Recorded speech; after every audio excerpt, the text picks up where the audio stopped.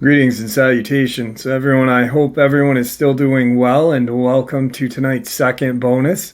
Before we jump on into it, a couple quick links.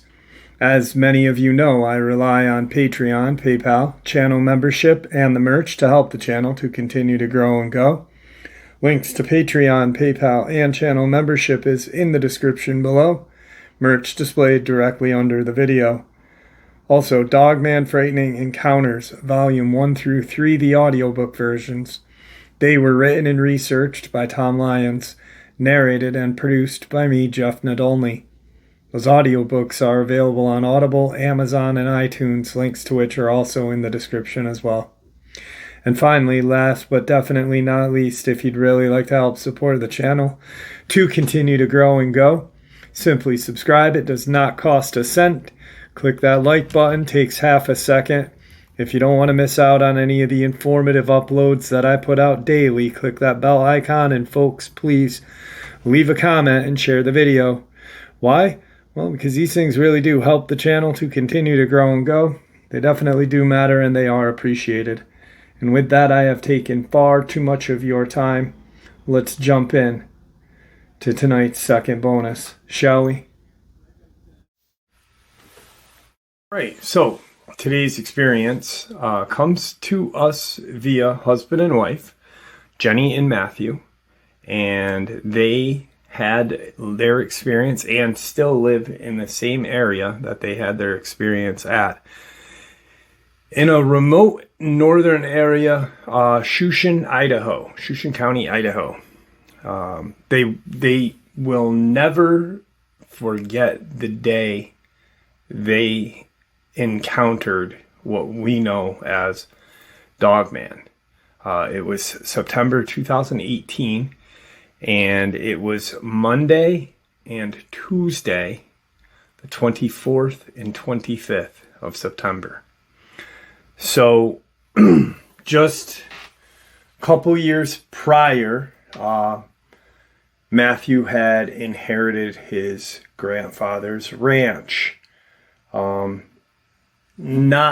was not like a turnkey ranch. When they moved to it, they had to do a lot of work. Matthew is fortunate enough, he works for a computer firm in California, and he can work from home. He's an IT guy, so he works from home, and Jenny has a fortunate life of being a stay-home wife, caregiver to their two children. And so when they had the opportunity to move from California to Idaho, they took it. They didn't want to raise their two children in California. I guess the way everything was going during that time, and they had decided that Jenny would homeschool the two kids, and Matthew could just work from home. They could revitalize this ranch that his grandfather had left them and live peacefully and kind of away from, not really off the grid, but away from people. And they had made some friends in the surrounding areas, in the little towns around the area. So their kids, as they got older, could have friends and such. But more or less, this was for both of the adults' sanity. They had both lived in California for the majority of their lives, and just really wanted a break, a chance to just get away from the rat race. And when they had inherited this was in 2014, his grandfather had passed away, and he had remembered going there when he was a kid, and it was, it is still to this day a very special place for him. He truly loves the area and still does, even after their just unbelievably terrifying nights. So they move out in 2014. There's a lot of work to be done. And they, of course, they had flown out and driven out to the ranch prior to moving out. Got some estimates on a whole renovation of everything, and what to expect, this and that, because Matthew, growing up, only spent very limited time. He wasn't raised there, but it was something that he remembers loving. And when he was younger, the place was so much different. His grandfather was a younger guy. His grandmother had passed very early on in his grandfather's life. I believe it was like right around the time that Matthew's dad had been born. So he didn't get a chance to meet his grandmother. But his grandfather had really made this ranch just a beautiful place. But as he got older, he couldn't do a lot of the work anymore. And it did fall in minor disrepair. Of course, there was a lot of plants, a lot of nature reclaiming and such. An old barn that had actually been very, very nice barn when Matthew was younger had to be torn down. There was they had to dig a new well, just a lot of things and a lot of money to put into this place to make it their home. So at around 2016, they had it for 2 years, and excuse me, I'm sorry, and sunk a lot of money into it and made it what it was, made it their home. And it was now this just very special, beautiful place for them and their kids. A whole new barn system set up, a place where they have some horses. They could teach their kids how to ride horses. A whole renovation on the interior and exterior of the home.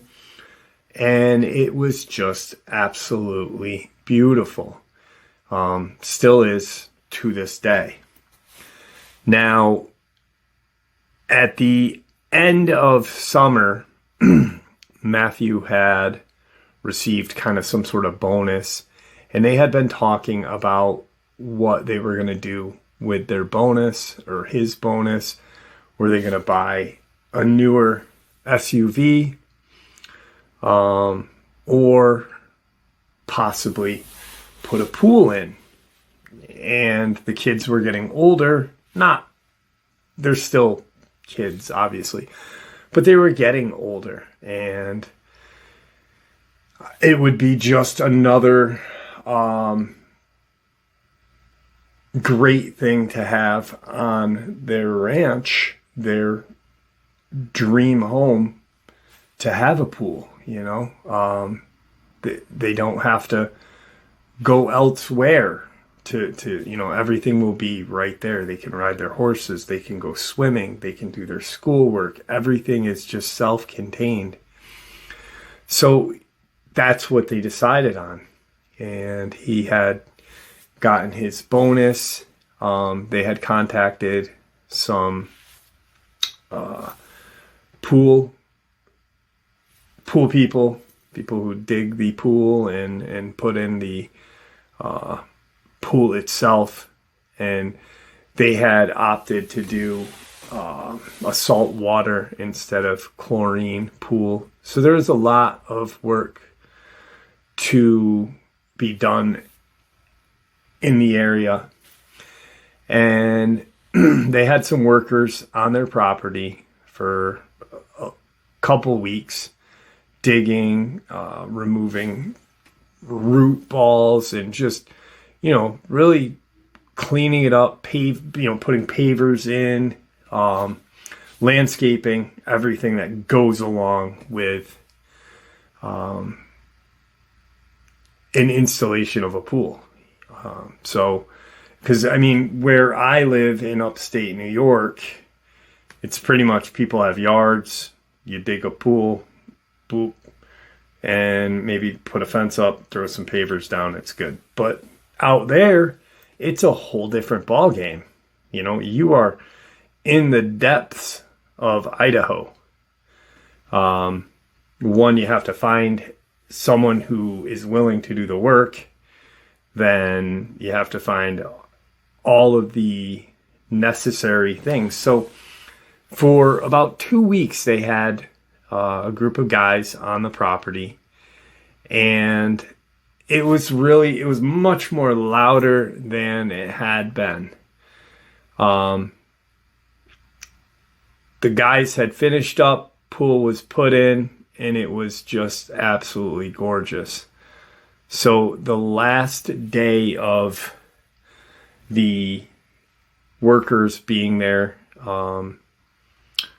the foreman or guy in charge of this group had ended up talking to Jenny, and this would be on the 18th of September 2018. Ended up talking to Jenny and saying something along the lines of, Matthew was inside doing some work, and he was giving her kind of a rundown on the upkeep on the pumps and everything else that goes along with a saltwater pool. Instead of chlorine, it's managed by saltwater.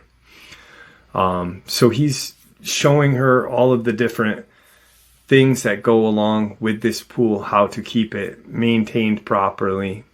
And the two kids are not in the pool area, but they're off to the side in their side yard,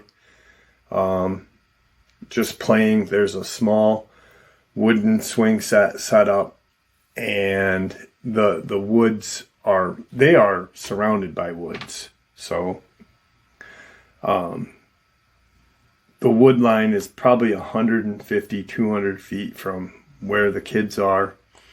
The pool is a little closer.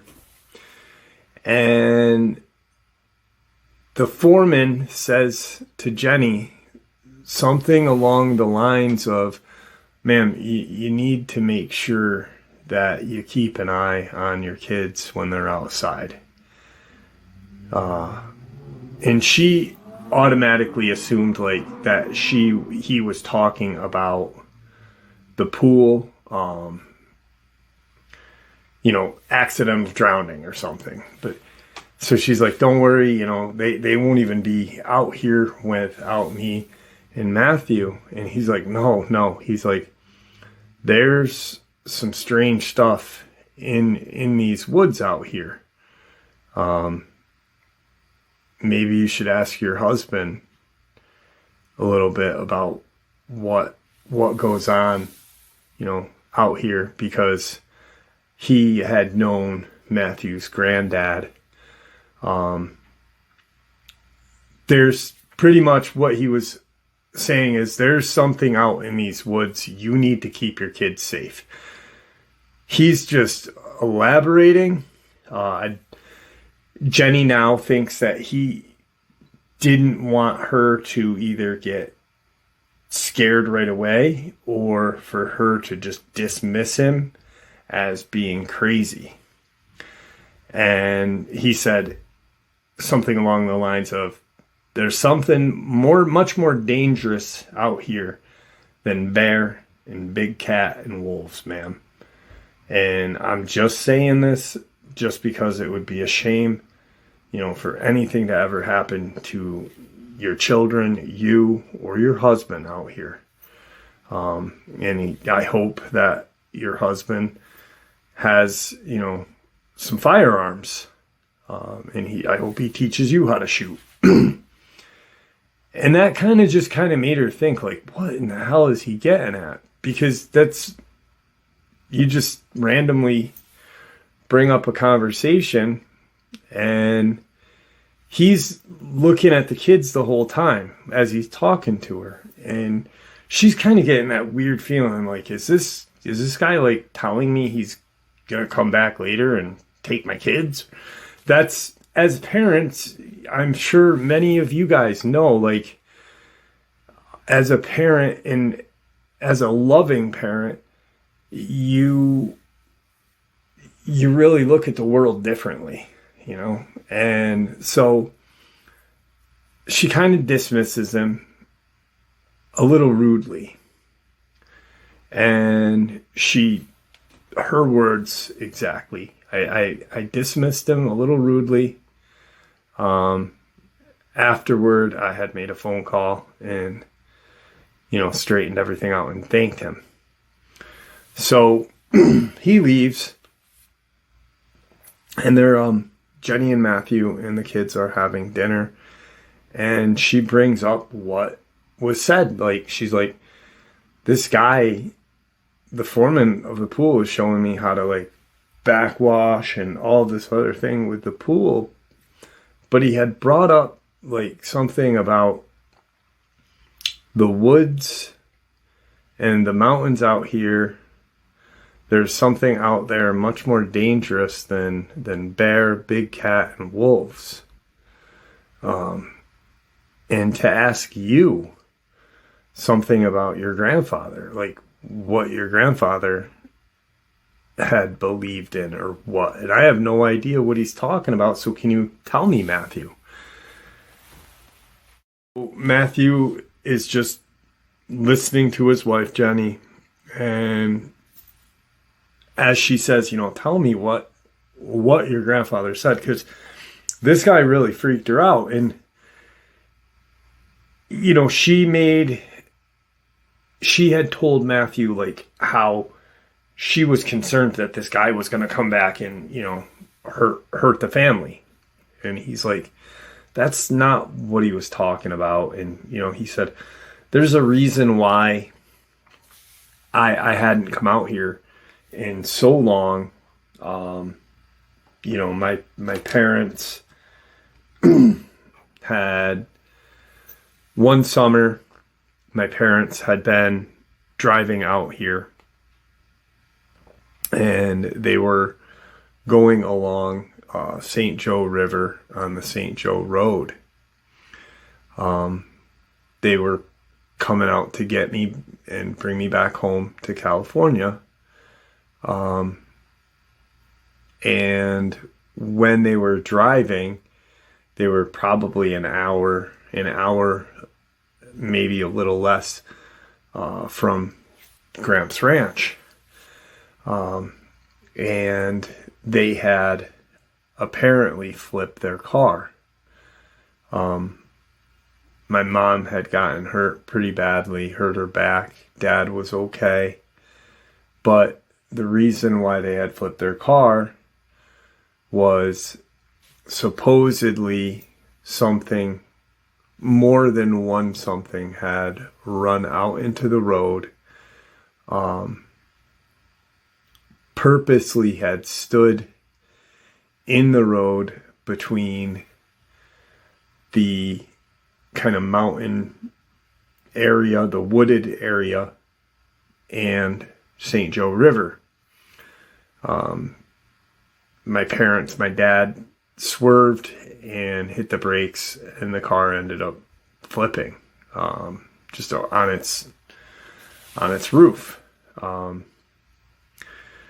What they told the police officers was that it really looked similar to large wolves. And there was, 6 or 7 of them in the road. But these things were just enormous. And police officers, they brought them to the hospital, this and that. And when they finally ended up connecting with Matthew and his granddad and Matthew had driven out to where they were, to the hospital. Privately, Matthew's granddad was talking to Matthew's dad. And Matthew was in the room with both guys. And the father had said, "Dad, what the hell? What the hell is out here? These things came out of the woods. They looked like a spitting image of a wolf, but, triple the size of a wolf, and ended up standing in the road. They stood bipedally and blocked the road. I probably could have hit one of them with the car, but I was too afraid to, if anything had gone bad, that, whatever."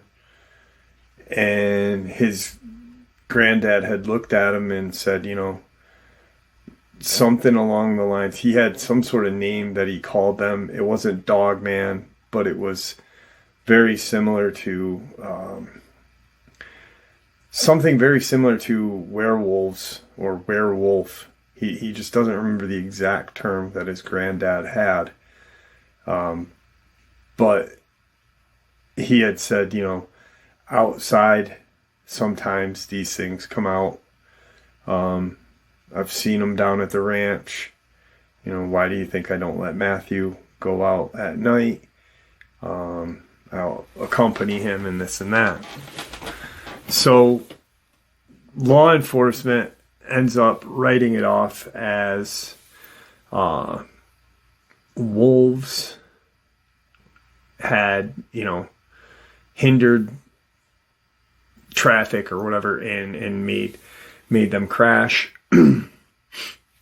Matthew's dad now was aware of some sort of something being out there. His dad did not grow up at this ranch. After his dad had gone into the service, that's when Matthew's granddad had moved out and bought this property. He had grown up in Wyoming somewhere, close to a reservation. But so he was kind of used to, the weather and the vastness, the aloneness, this and that. And after the accident, his mom was fine, but she was hurt pretty bad, bad enough to be in the hospital for a couple days. Matthew's dad and mom had made came to the conclusion that, what we saw was definitely not wolves. I know what you saw, you know what I saw. Apparently, your father knows too. So let's not send Matthew back. And if he's older, he wants to see his grandfather, he can go see his grandfather. But as long as he's, a youth, I don't want to risk it, especially with what your, father's saying to us. And they both agree. Boom. So from that moment on, Matthew, the only time he saw his granddad was when his granddad would come out to visit them in California, which was very, very seldom. Now, when they had moved out here, Matthew and Jenny, there was obviously probate court, this and that, everything documented. And there was a folder, a sealed folder, that the lawyer, Matthew's granddad's lawyer, had handed Matthew. And all the paper, there was no, this had nothing to do with, the house getting signed over to him, the property. This was just something personal that was, and when he opened it, his grandfather had said, I really regret not spending more time with you. I should have told your parents the truth about what is out in these woods, and I hope you can forgive me. But, these things are still out in the woods. And, when you do move here, if you ever do move here, or if you use it as like a summer retreat or whatever, all of my rifles and all of my firearms are locked, under lock and key in a gun safe down in the basement. There's also a shelter area, a very small kind of underground bunker, almost similar to like a tornado shelter, but a little bigger. And there was directions of where it was, this and that, and it was in that dilapidated barn. So when they had their new barn built, Matthew had left the accessibility to this sheltered area in that barn. They had checked it out a little bit, and it was not small at all. Definitely not like not like one of those $1 million bunkers that you can buy. But you could tell his granddad had put some money into it. There was another gun safe in there. There was a room with cots and blankets, whatnot. There was another smaller room behind that, and a kind of bathroom way in the back with like a compost toilet or whatnot. That kind of middle area there was an old shortwave radio, and survival equipment, toward the front area was a small kind of kitchen area.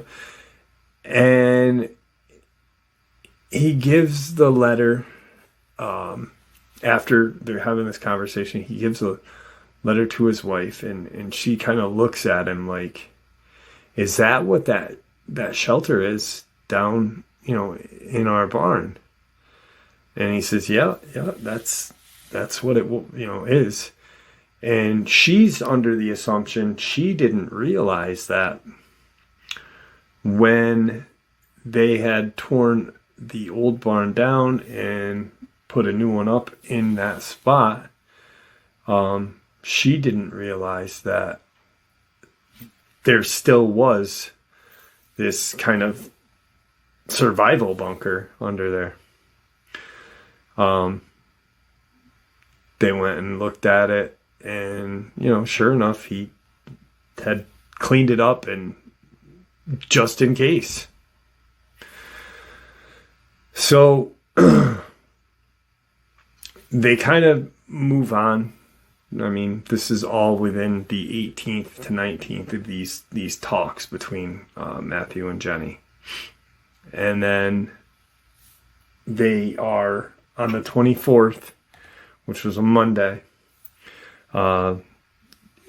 Jenny will never forget any part of those 2 days. It had been fairly warm that Monday, but it had gotten really cold. So he shows her everything, this and that. They're safe. She's kind of confused because why did you keep this? Are we in danger?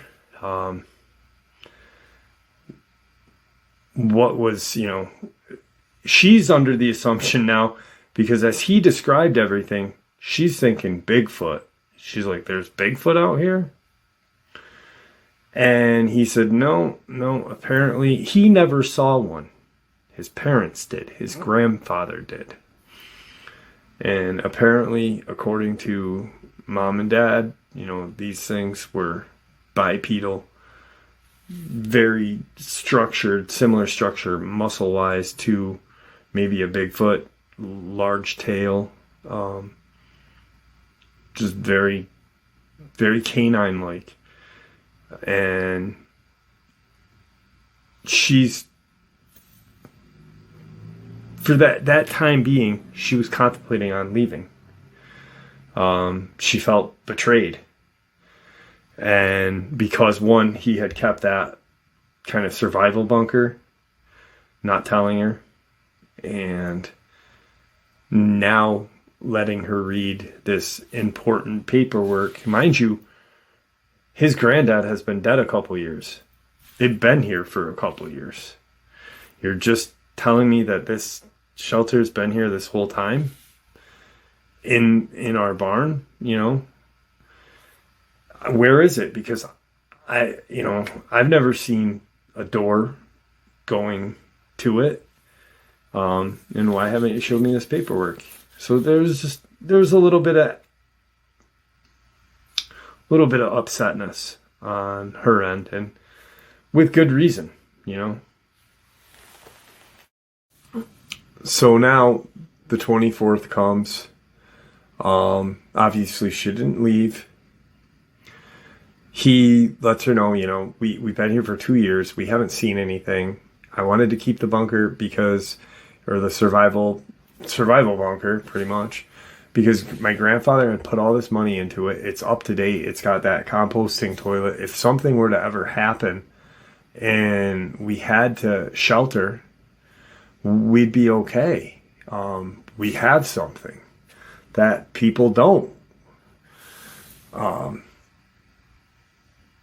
He had put money into it, a little bit of upkeep while the barn was getting constructed.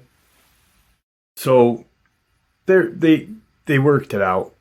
And Monday the 24th is the day that both of their lives changed, and their kids.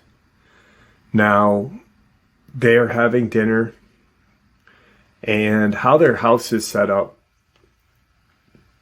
and their dining room kitchen outlooks their kind of backyard. They can see their pool, they can see the kids' play area, and it's beautiful. They really put a lot of money into this home.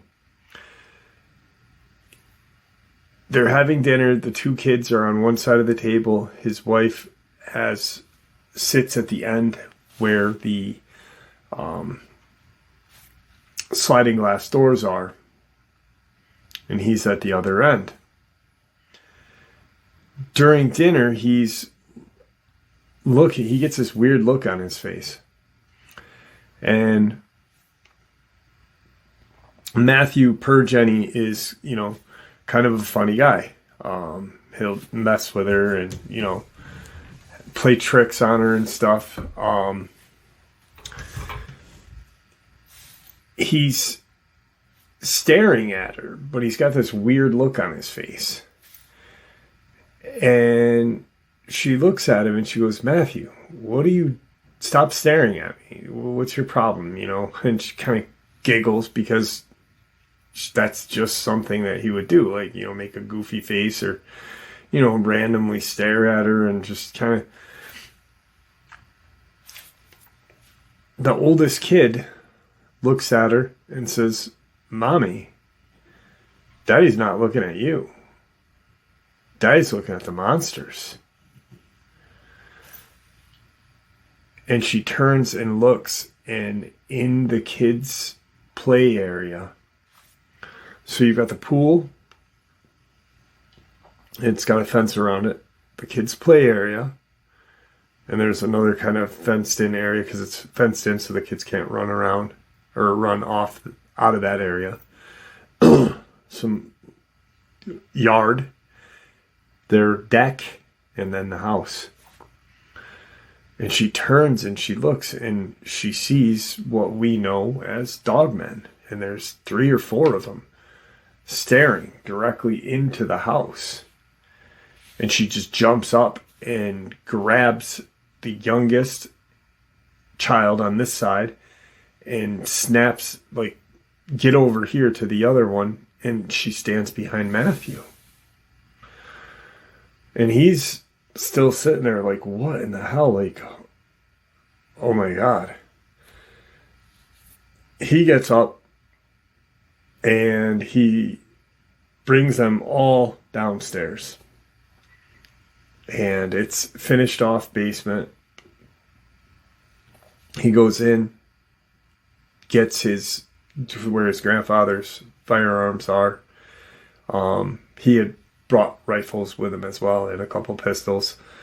Things that he had that were his dad's, living in California. They didn't really have a need for it, but he had a couple of family pass downs. He grabs, the largest gun he has, or his grandfather has, old Henry 4570. Proceeds to load it, grabs a pistol, and looks at his wife and says, stay down here. Just stay down here, whatever you do. I'm going to lock the upstairs door. Just, stay down here. Don't make any noise.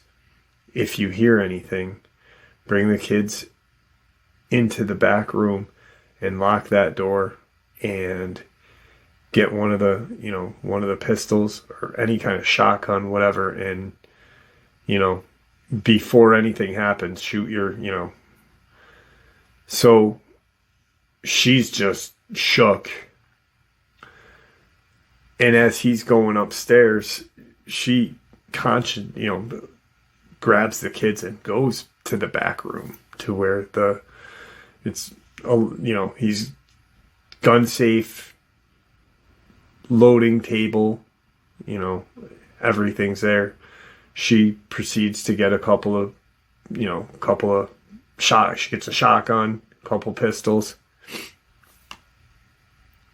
and she sets the kids, down and says, listen, don't touch anything, and shuts and locks that door.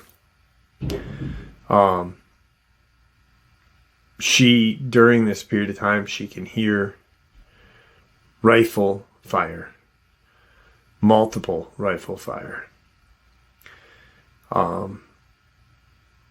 He runs, probably an hour goes by. She can hear movement upstairs. And then she hears him come downstairs and he yells for her, Jenny, where are you? She opens the back door and he runs in and he grabs 308 and a box of shells. He grabs some more, more rounds for the 4570, and goes back up. And he says, I think I killed 2. They're, not coming near the house, but they're staying around the area of our house. And she's like, all right. So the next couple of hours, will continue to come down and check. The kids eventually end up zonking off, and she brings them out into the kind of living room that's downstairs and turns on TV for them, just to kind of, daddy's taking care of that. Just don't worry about it. Everything's okay. And after they fall asleep, she goes in and grabs the shotgun that she had and the 2 pistols and runs upstairs. Locks the door. The gun safe room is locked. So the kids are safe. They're just in this one area sleeping. And she walks around the house. She looks out the back window. She yells for Matthew, and she doesn't hear anything. And then she hears some shooting, and she realizes that he's upstairs. So she goes up, follows the stairs, goes up the stairs, and she's like, Matthew, it's me. Not wanting to scare him and have him think it's one of these creatures in the house and, mistakenly get her. And he kind of looks at her and he's like, where's the kids? Really sternly, something that he's never a mean guy. He's never, yelled at her or the kids, but like, where are the kids? Just real aggressive. And she says, they're sleeping, honey. They're all right. I'm here to help you. What do you need me to do? Do you need more, ammunition? What do you need? And he's like, I can't see anymore. It's dark. I can't see anymore. I don't know where they are. He goes, I keep seeing their eyes out in the woods. He goes, so that's why I'm up here. She goes, but what did you shoot at? He goes, I shot because I thought I saw one, but I didn't. He goes, I didn't hit anything. He goes, it was just, I don't know. And so she looks out the window and she's looking and it's dark, and nothing. No kind of eye shine, nothing. She says, hang on, and goes across the hall into their room, which is on the other side of the house, and that outlooks the front part of their house to where their road / driveway is. And they have about an acre, maybe an acre and a half of land in the front until there's woods, all clearing. There's about 3 or 4 acres of clear, and then the wood line all around them. Some periodic trees around for shade of the house and stuff, but mainly it's cleared out. She's in their room and she's out looking, and they have one of those kind of balcony that you can just step off into and outlook, your front yard or whatever, or more or less something just to open the doors when it's summertime to get fresh air. But she stands out there and she's looking, and she doesn't hear anything at first, and then she hears what she thought was breathing, and she looks down into the driveway. Their garage is right under, their garage door is right under where their bedroom would be. And she looks, and there's 2 dogmen standing right there, staring up at her, growling, and she hears their growl and their teeth snapping, as they're growling, they're closing their mouths and stuff. She immediately just pumps the shotgun and just shoots down into the driveway. Not thinking, just does it. It's reactionary. And she knows how to shoot, not because of Matthew. Matthew had, given her a refresher course and stuff and taught her more about firearms, but her dad used to shoot a lot. And he had taken her and her sister and taught them how to shoot when they were younger. So she's fairly I guess knowledgeable, mildly knowledgeable about firearms. But boom, and which, not thinking and being not that experienced, as she shot that shotgun, how she had it pointed downward, it was off of her shoulder a little bit. So when it kicked, it came up and just thunked her shoulder. She ended up dropping the shotgun.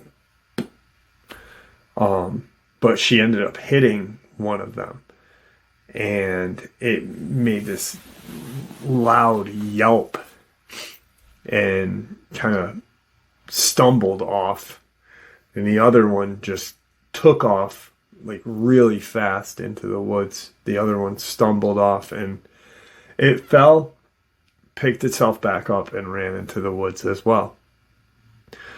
Not very quickly.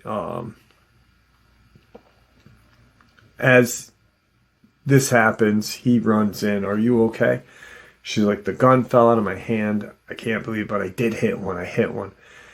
The sun's in the horizon, and they're now looking, and they can see all of these, not a lot, but maybe 3 or 4 sets of eyes in the woods, these red dots, and they see them just for a few minutes and then gone. He's like, "Go check the kids, make sure they're all right. But when you're going downstairs, don't run down and just walk blindly into the downstairs, not the basement, but the first floor. Don't walk blindly into it in case one got in the house." He's like, "I doubt one did. We didn't hear anything, can't hear anything, but just in case." She does, and he's still up looking, and he's checking all the rooms to make sure nothing had gotten in there. She goes down and checks the kids. Sure enough, the kids are out like a light still. And shortly after, Matthew comes down, and it's now about 6:30 in the morning. And he's like, "Are you okay? Sun's coming up. I'm going to wait until the sun is up, and I'm going to take a look and see, what's out there, and see where the ones that I hit are, check and see if I can see any blood on the one that you hit, grab our shotgun." Day wakes, he does everything that he said he's going to do. Now we're into the 25th. So he goes outside, looks, and he knows right where the 2 that he did get were. I said were because they're not there now. What he can see is drag marks.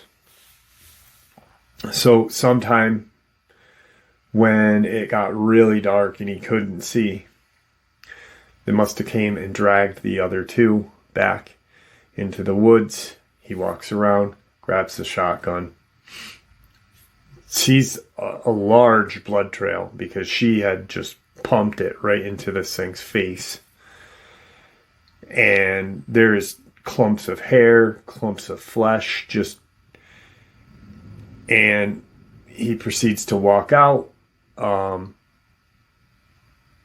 goes in right to the tree line and looks. And just faintly he hears growling. But he doesn't see anything, and he's got his rifle, he's got a pistol, but he's got the shotgun, and he racks it, and he just shoots into the woods. He's not aiming at anything, he just shoots. Because you're going to growl at me, I'm going to shoot something in the woods roughly where I think that growl is. He knows he's not going to hit anything because you can't see anything. as he does that, he hears Jenny yell something like he can't make out what she's saying. But he kind of turns and starts walking back, and she's pointing at something. And he turns to look, and he turns and he looks, and there's a lump of mass, pile of mass that he can't see what it is. And he starts to walk over, and he realizes, holy shit, there's one of them. There's one of them. And it's in their yard right next to the wood line, like right there. So he's holding the shotgun, and he's, like I said, he's got his pistol and he's got a rifle. He's got his rifle. It's like a 308 hunting rifle. It's over with the harness on it. And he starts to walk over, and he's, far enough away to where he's got to walk a distance, And as he's maybe halfway to it, his wife screams again. And he looks at her, and she's screaming. And he can't make out what she's saying because his hearing's kind of messed up from the night prior shooting. But he realizes, and he immediately turns around, quickly, and has that shotgun right up. And one is standing 40, 50 feet from him, looking right at him. And he raises the shotgun, and it drops down onto all fours and just stares at him. And it's looking at him, he's looking at it, but it's not staring directly at him. It had been, but it's not. And all of a sudden it just jumps into the woods, so quick. Even if he wanted to shoot, he may have clipped it, but it was just gone. And he's looking what the fuck? And he shoots into the woods once again, not knowing. He just wants to scare him away. And he turns around to go and walk to the one that's down on the ground, and it's gone. It's gone. And he turns and walks back, and he hears his wife, and she said, "It was a distraction. It was a distraction." And he goes in and they talk. And as they're talking, Jenny's realizing these things are smarter than what she thought. These things use each other as distractions. These things, worked as a team, worked as one. They clean up their house, and they don't have any family or friends in the area. They have a couple, friends that the kids play with, but not family or friends that they're going to be like, "Hey, our house just got there's fucking dogmen in our backyard. Can we stay at your house?" So they're kind of prepping for the next night. And they're talking to each other should we just get some shit and bring it into the shelter? Should we, leave? Let's sell that place, let's just. And Matthew's like, "I'm not selling." He's like, "I'm not leaving." He's like, "What the hell brought these things here?" And he and his wife think that because they put the pool in and there was so much commotion with the excavators and all of that, because when they redid the house, there was commotion, but it wasn't like, excavators going through and, just tons of noise. They decide to, if this night is like last night and worse, then what we'll do is we'll sell. We'll leave and sell. That night comes, and they're trying their hardest not to make it so the kids are afraid or are aware. They're trying to just make it like wild animal had came to the house that night, and that wasn't a monster, it was a bear. They to this day, their kids, and they are older now, not a lot older, but they to this day don't know what all went on that night. They both still think it was bear. So they prep and kind of figure, they come up with a plan that Jenny and the kids are going to stay in the shelter. They tested their cell phones, to see if there could be any communication between each other. And they could get cell phone coverage. She could get his call or text through, because she's underground, not deep underground, but, far enough. So she's going to be under there, and he's going to communicate with her via the phone. And if anything is to happen, get out in the morning and leave, if something bad happens to him that night. So they prep, and right around 7 o'clock, right when it's getting dark again, the kids and her go in. He walks them in and shuts them in and locks the barn and starts walking to the house. And he goes in his house. He turns all the lights off, except he goes upstairs and he leaves a few lights on in the hall. But he's got a clear shot from front to back where he can run to. And so from the back room to their bedroom, he can pretty much see everything. He can see the backyard, he can see the barn, he can see pretty much all his yard. And he's through, and he looks out, and he doesn't see anything. So a couple hours go by, and he starts to see eye shine in the woods.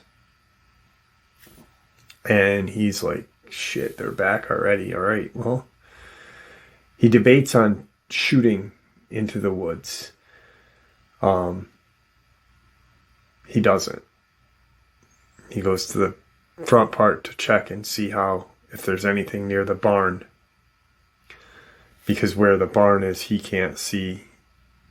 The barn's on the other side of the pool area, so it's like over here. So he's got to go to that other room, their room, to see it. So everything's okay. And he's keeping an eye there because he can see some eye shine over to the side, off to where their driveway kind of would be. And he goes back over, and as he's walking over, he can hear something moving in the woods, because he's got the window open so he can look out. And he gets out and he looks, and he can see one running away from the house. And it had been bipedal, but then dropped to quadruped and ran into the woods. And at that very second, he thought about shooting it. He had put his scope up. He had kind of had it in his sights for what he could see, because it's getting dark, but there's his lights in the yard. He's got a couple pole lights. And he thinks about taking the shot, and he doesn't. For some reason, something said don't. And the whole night goes by. No eye shine, nothing. His house is getting cold because it was cold that night. It was sunny day, and Jenny remembers like mid-60s, beautiful fall day. But it got real cold, and he waits all night. Dawn comes, and he starts to walk down. And as he's going out the front door to go get the kids and her, and he calls her. He's like, "We're okay." He's like, nothing happened tonight. He goes, I saw one. He goes, I didn't see anything else. And he's walking by, and he goes, "What the shit?" He goes, "What in the hell is that?" And he goes to their deck, and on their deck is a deer. And he looks at it, and it's got a rack on it. It's like maybe a 6 or 7 point deer. Walks out onto the thing and looks at it, and he's looking to see, how badly it had been mauled up by these things. And he's kind of flips it, not really, he can't move it completely, but he's looking, trying to see. And he does see some sort of damage, but he looks, because there's some blood on his deck, and he sees a hole in its neck. And he's like, He's like, I wonder. He gets the kids and gets the wife. Tells the wife, don't let the kids in the area. Let me get this thing taken care of. And he gets everything set. He looks at it. He can't move it, so he's got to gut it right there and take care of everything before he can even move it. Puts everything in a wheelbarrow, wheezes it out into the woods. But he's looking at the deer, and he's like, there is nothing wrong with this deer. Like, it's got a hole in its neck. There's no scratch marks on it, like it had been shredded or bitten, or he's like, it was just like it was caught and somehow. And he looks, and when I had said just recently about Christopher Whiteley and the woman from Colorado and another person having a quarter-sized hole in their sternum, he remembered that was about the size of the hole in that deer's neck. And he's like, they put this deer on my porch as a gift, maybe? And he takes it and hangs it up, and like he had shot it. He's like, well, I've got to actually, like, now I can't waste the meat. It's cold. It was 29 degrees on that Monday. And it didn't get up to any higher than the low 60s. So he had literally taken care of it and this and that. The next night, they're still planning on getting attacked again,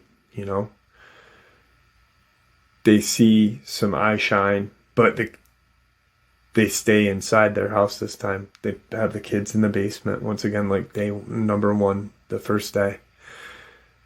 Some eye shine, and they can see some eye shine looking behind the barn area, looking at the deer. Gone.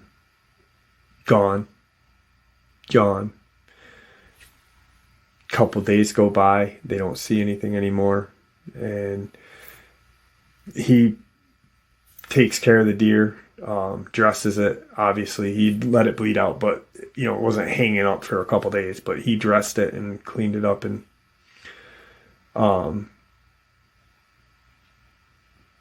put the meat in his freezer. Took the head, brought it to a taxidermist. Still has that 7-point deer head.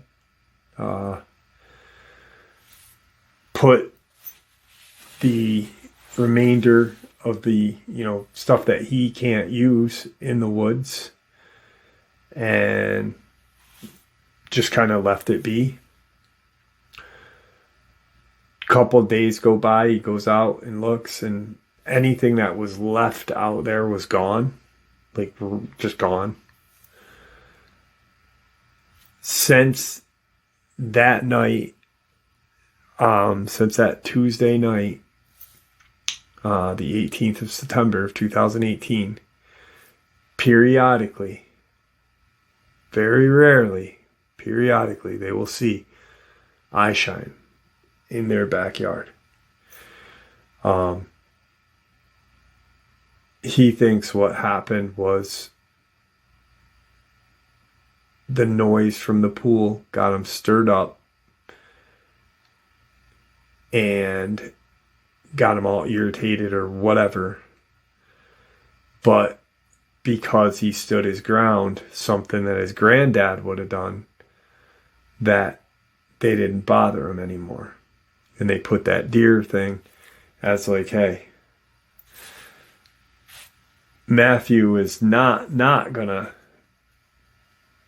they live there still, but they are always aware of their surroundings, and every night, they check.